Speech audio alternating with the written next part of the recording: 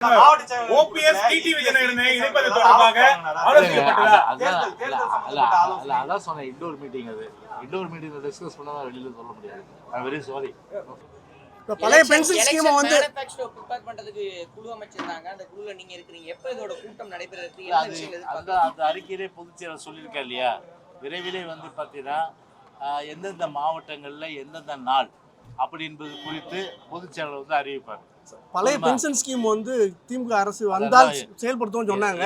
இப்ப ககன்தீப் சிங் பேடி வந்து ஒரு அறிக்கையை வந்து சமர்ப்பிச்சிருக்காரு. அது எப்படி நீங்க எதிர்பார்க்கறீங்க? இந்த நேரத்துல தேர்தல் வரும் நேரத்துல வந்து ஒரு அறிக்கை சமர்ப்பிச்சிருக்காரு. எல்லாமே வந்து பார்த்தீங்கன்னா ஒரு தேர்தல் வரும் என்பதற்காக இப்போ என்ன சொல்லுவாங்கன்னா, வானத்தை பார், நட்சத்திரத்தை பார், உங்களெலாம் பிடிச்சி கொடுத்துட்றோம்.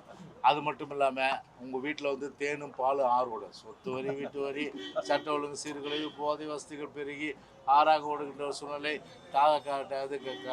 டாஸ்மாகுடைய வருமானம் கூடி இன்றைக்கு கோபாலபுரம் வருமானம் கூடி ஏழை எளிய மக்கள் இன்றைக்கு வந்து கஷ்டப்படுகிற நிலைமை. இன்றைக்கு அரசு ஊழியர்கள் வந்து தேர்தல் வாக்குகளும் எல்லா காற்றிலே பறக்கிட்டு நிறைவேற்றாத ஒரு சூழ்நிலையெல்லாம் நிச்சயமாக பார்த்தீங்கன்னா மக்கள் அதற்கு தகுந்த பாடத்தை கற்பிப்பார்கள். எனவே குழு என்பதே பார்த்தீங்கன்னா அது சுத்த விடுறது தான். அது எனவே ஒன்றும் செய்ய மாட்டாங்க. இந்த நேரத்தில் எது சொன்னாலும் சரி, அது தேர்தலுக்காக பசப்பு வார்த்தைகள் காட்டி, ஏமாற்றுவதை காட்டி ஓட்டு வாங்கலாம் என்ற அந்த எண்ணம் தான் இன்றைக்கு ஆளுங்கட்சி இருக்கிறதோடைய நிச்சயமாக எப்படிப்பட்ட பசுப்பு வார்த்தைகளும் இனிமேல் மக்கள் நம்ப மாட்டார்கள். ஆசை வார்த்தைகளுக்கு நம்ப மாட்டார்கள்.